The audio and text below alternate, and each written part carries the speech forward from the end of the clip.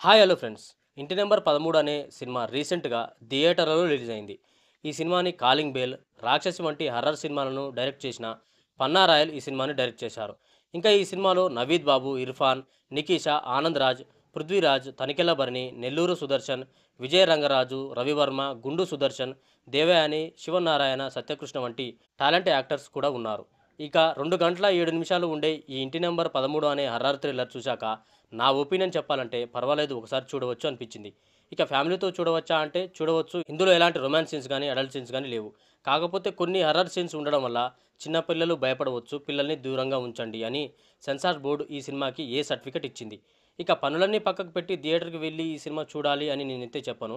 కాకపోతే ఓటీటీలోకి వచ్చినప్పుడు ఈ సినిమాని ఒకసారి అయితే చూడవచ్చు. ఇక ఈ సినిమా కథ విషయానికి వస్తే, ఒక ఫేమస్ రైటర్ అతను రాసిన నవలకు ఇంటి నెంబర్ 13 అనే భవనం అతనికి బహుమతిగా వస్తుంది. అయితే ఆ రైటర్ అతని కుటుంబ సభ్యులతో కలిసి ఆ ఇంట్లోకి ప్రవేశించాక కొన్ని అనుకోని సమస్యలు ఎదురవుతాయి. ఆ క్రమంలో ఒక సైకాలజిస్ట్ ఆ ఇంట్లో ఉన్న సమస్యలని ఎలా పరిష్కరించాడు అనేదే ఇంటి నెంబర్ 13 మూవీ స్టోరీ. ఇంకా ఓవరాల్గా ఈ సినిమా గురించి చెప్పాలంటే, అన్ని హర్రర్ సినిమాల లాగానే ఒక బంగ్లా, ఆ బంగ్లాలో ప్రేతాత్మలు అనే రొటీన్ స్టోరీనే.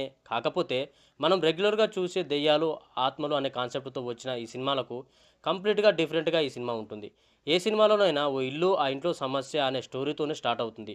కాకపోతే ఈ సినిమాలో అది కొంచెం డిఫరెంట్గా చూపించారు డైరెక్టర్. ఇంకా సినిమా స్టార్టింగ్ నుంచి ఎండింగ్ వరకు ఎక్కడ బోర్ కొట్టకుండా ఈ సినిమాని నడిపించిన తీరు బాగుంది.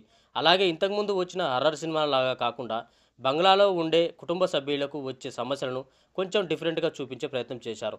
అది ఈ సినిమాకు ఒక ప్లస్ పాయింట్గా మనం చెప్పవచ్చు. అలాగే ట్విస్టులు కూడా బాగున్నాయి. బ్యాక్గ్రౌండ్ మ్యూజిక్ కూడా ఈ సినిమాకు ఒక బిగ్ ప్లస్ అని చెప్పవచ్చు. సినిమాటోగ్రఫీ బాగుంటుంది. అయితే ఇదివరకు ఎలాంటి కాన్సెప్ట్తో చాలా సినిమాలు వచ్చాయి. అది అలాంటి రెగ్యులర్ స్టోరీ కావటం ఈ సినిమాకి ఒక మైనస్ పాయింట్ అని చెప్పవచ్చు. ఇంకా బంగ్లాలో దయ్యం భయపెట్టే సీన్స్ కొంచెం రొటీన్గా అనిపిస్తాయి. అది కూడా ఒక మైనస్ పాయింట్ అని చెప్పవచ్చు. ఇక ఆర్టిస్టుల పెర్ఫార్మెన్స్ గురించి చెప్పాలంటే, ఇందులో అందరూ సీనియర్ ఆర్టిస్టులే ఉన్నారు. వారి నుంచి స్టోరీకి కావాల్సిన యాక్టింగ్ని రాబట్టడంలో డైరెక్టర్ 100% సక్సెస్ అయ్యాడని చెప్పవచ్చు. ఇంకా చెప్పాలంటే ఈ సినిమాలో ఉన్న అందరూ ఆర్టిస్టులు తమ పర్ఫార్మెన్స్తో ఇరగదీస్తారు. ఇక ఫైనల్గా చెప్పేది ఏంటంటే, ఈ ఇంటి నెంబర్ 13 అనే సినిమా కొంచెం భయపెట్టే హర్రర్ థ్రిల్లర్. ఇది ఫ్రెండ్స్ ఈరోజు ఈ వీడియోలో ఇంటి నెంబర్ 13 మూవీ రివ్యూ. ఈ రివ్యూ కనుక మీకు నచ్చినట్టయితే లైక్ చేయండి. అలాగే ఈ సినిమా కనుక మీరు చూసినట్టయితే మీ అభిప్రాయాన్ని మాకు కామెంట్లో తెలపండి.